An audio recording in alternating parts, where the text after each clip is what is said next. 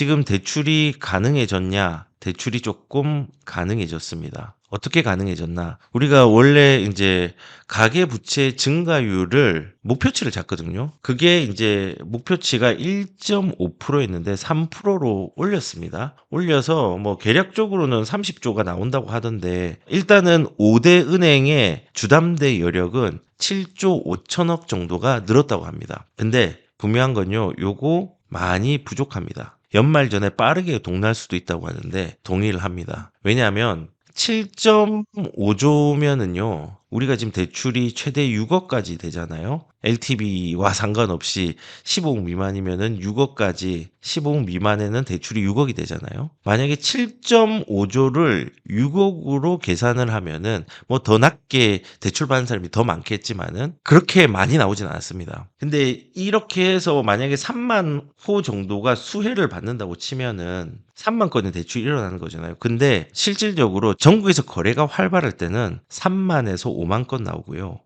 그리고 조금 거래가 침체기면요. 2만에서 3만 정도 나옵니다. 그러니까 6억짜리 대출을 약 1만 2,500명 건에게 대출할 수 있는 규모예요. 근데 아까 말한 것처럼 전국의 거래가 활발할 때는 3만에서 5만 건 정도가 월 나오고요. 전국에서 침체기일 때는 2만에서 3만 건 나옵니다. 근데 6억 기준으로 1만 2,500명에게 6억을 대출을 해줄 수 있습니다. 뭐 좀 3억 받는 사람도 있고 4억 받는 사람이 있다고 3억으로 통일을 한다고 하더라도 2만 5천 명밖에 되지 않습니다. 결국은 가계부채 증가율 목표치를 올렸지만은 요것도 한두 달? 9월이나 10월의 소진입니다. 그래서 가계부채 증가율이 있다고 하더라도 풀렸지만은 시장을 전체적으로 거래를 잘 할 수 있는 방향을 잡는 데는 조금은 부족할 수가 있습니다. 다만 여기에 이제 포함되지 않은 게 이주비라든지 잔금, 중도금 있죠. 이런 것들은 포함을 시키지 않았습니다. 그래서 요거는 별도로 총량을 관리해 가지고 이 급한 사람들은 이제 땜빵식으로 그냥 대출을 전체를 풀어주면 되는데 땜빵식으로 너희들은 대출을 할 수 있게 해주겠다.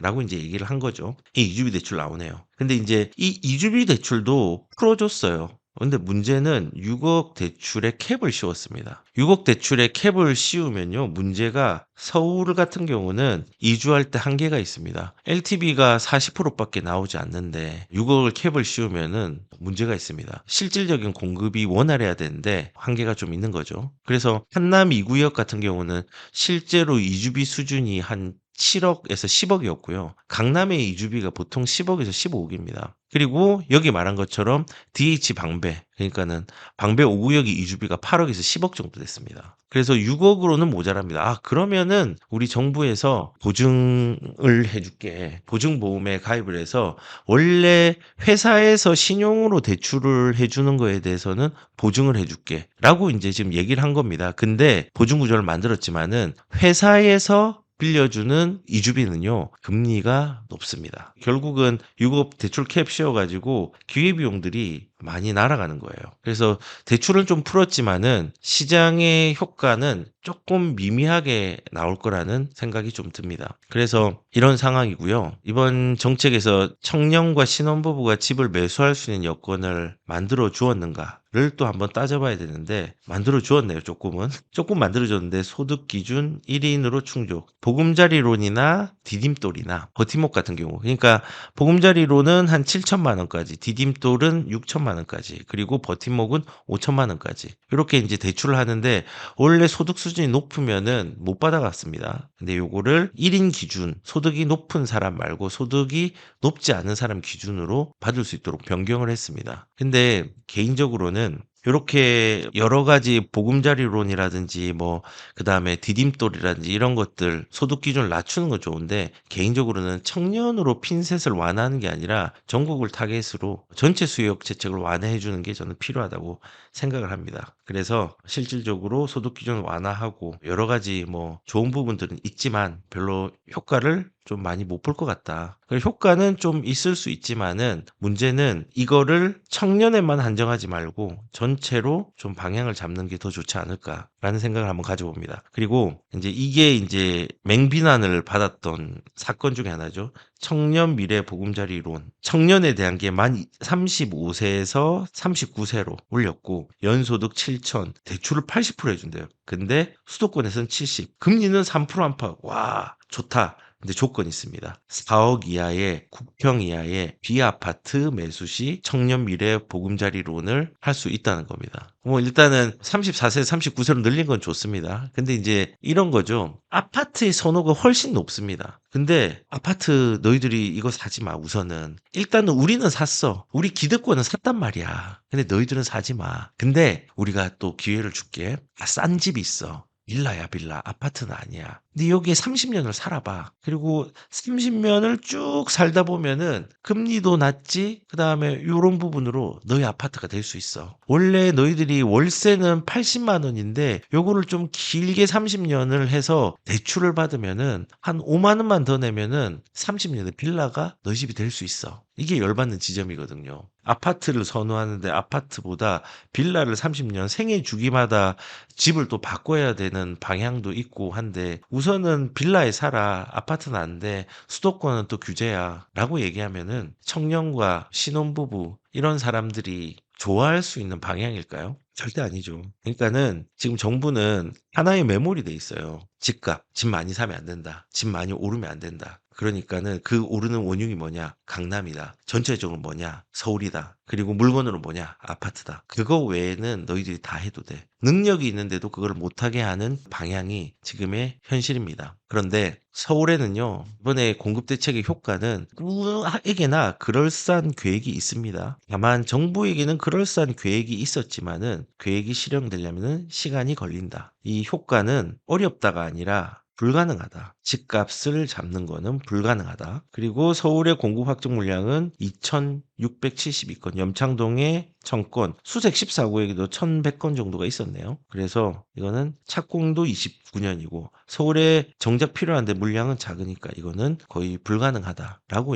보시면 됩니다. 그리고 단기적으로 공급을 대체할 집값의 안정화 브레이크가 없습니다. 그래서 단기적으로도 지금 기조가 바뀌지 않는 한 힘들다. 그리고 착시적 공급 정책에 대해서 많은 사람들이 학습이 되어 있습니다. 결론은 이번에 효과는 1%도 없다. 거의 0.001%의 효과는 낼 수 있을 거다라고 생각을 합니다. 잠시 기대하는 사람들이 있겠죠. 근데 이 기대는 순식간에 없어질 겁니다. 불가능하니까. 그런데 진짜 안타까운 거는 저는 이런 겁니다. 이번에는 다르겠지라고 굳게 믿는 분들이 정말 안타깝습니다. 제가 진짜 놀랐어요. 이재명은 이수신과 대등합니다. 놀랍지 않습니까? 이재명은 이수신과 대등합니다. 민주당 대통령은 재선을 자신합니다. 이재명은 지지율에 연연하지 않습니다. 정치인이 지지율에 연연하지 않는다는 거는 말이 안 되는 겁니다. 지금 이렇게 하는 게 정치 생명 때문에 그런 거잖아요. 지금 표가 많은 곳이 어디냐면요. 부유층들이 아닙니다. 무주택자나 1주택자들 혹은 서민들입니다. 서민들. 이분들이 대부분 지지합니다. 그러니까는 집값을 잡는 명목을 고가주택, 다주택, 비거주로 잡은 거거든요. 실질적으로 얘가 가격을 지금 움직이고 있느냐? 아니거든요. 비주택 지금 수도권 할 수 없죠. 토어제 때문에 다주택 취득세 때문에 할 수 없고 보유세 때문에 앞으로도 무서워도 못하죠. 고가주택도 토어제라서 갭 투자 같은 거 못 하잖아요. 실거주하고 대출도 막아놨잖아요. 그런데 이거 거래를 하는 겁니다. 정작 잡아야 되는 사람들보다는 지금 잡으면 안 되는 중저가가 가격들이 움직이고 있잖아요. 참 아이러니한 거죠. 그래서 지금 이 정치 생명은 이 지지율이 연연하지 않는 게 아니라 지지율이 연연합니다. 그렇기 때문에 지금 이렇게 고가주택, 다주택, 비거주를 잡고 있는 겁니다. 근데 의도와는 달리 중저가가 올라가니까는 난감해지고 중저가의 아파트조차도 보유세가 올라가는 여지들이 좀 있고 비거주도 1주택인데 올라갈 여지들이 있으니까는 사람들이 지지율들이 떨어지는 겁니다. 지지율들이 떨어지니까는 무슨 행동을 합니까? 정책을 수정합니다. 정책을 수정해야죠. 안 그러면 지지율이 떨어지는데요. 그래서 저는 제일 무서운 프레임이 뭐냐면요. 이번에는 다르겠지.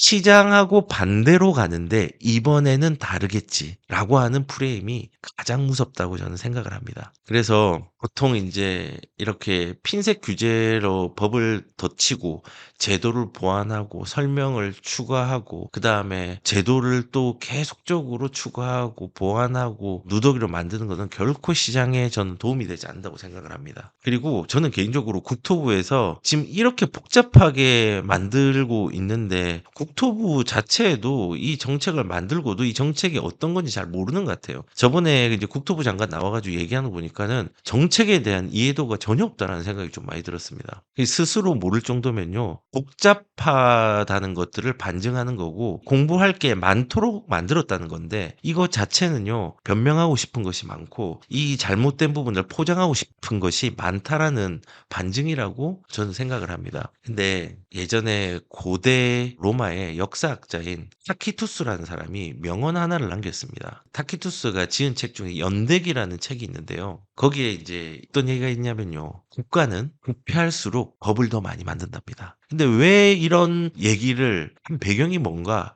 제가 한번 찾아봤습니다. 찾아보니까는 이런 겁니다. 그 부패한 권력들, 국가가 왜 그렇게 법을 많이 만드는가? 첫 번째가 법을 통한 권력의 사유화라고 이 책에서는 적혀 있었습니다. 부패한 통치자가 자신의 권력을 지키기 위해서 새로운 법을 많이 만든답니다. 정적을 제거하고 반대파를 탄압하는 도구로 법을 활용한답니다. 그리고 공익이 아닌 특정 권력층의 이익을 대변하는 악법이 양성된다고 합니다. 고대 로마의 얘기입니다. 그리고 두 번째가 통제와 감시의 수단으로 이 법을 많이 만들어서 사용한답니다. 사회가 문제가 생기고 이러면은 시민들이 자율적으로 질서를 안 지킨답니다. 그래서 국가는 이를 통제하기 위해서 시민의 일상을 구속한답니다. 그러면서 세세한 규제를 만들기 시작한답니다. 제 얘기가 아니라 이 책 얘기입니다. 그리고 법이 늘어날수록 시민에 대한 감시와 처벌만 그물망처럼 촘촘해진다고 합니다. 딱 지금 얘기 같지 않습니까? 그리고 세 번째는 여기에서 왜 법이라는 부분들이 많을수록 국가가 불패할수록 법이 많아진다고 하냐면 세 번째가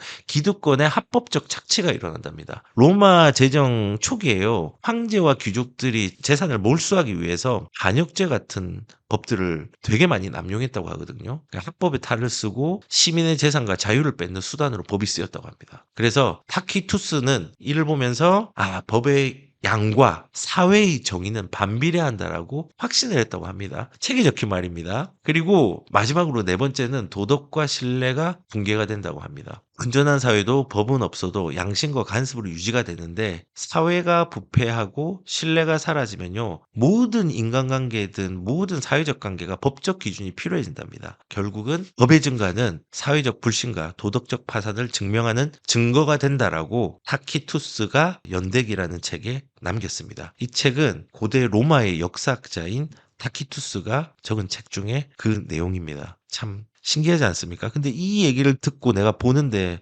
무슨 생각이냐면요. 야, 지금하고 너무 비슷한 것 같다. 권력을 지키기 위해 새로운 법을 만든다. 지금 법 진짜 많이 만들고 그냥 무조건 지금 이 쪽수로 밀고 나가면서 법을 다 제정하고 있잖아요. 반대파를 탄압하기 위한 도구로 법을 사용한다.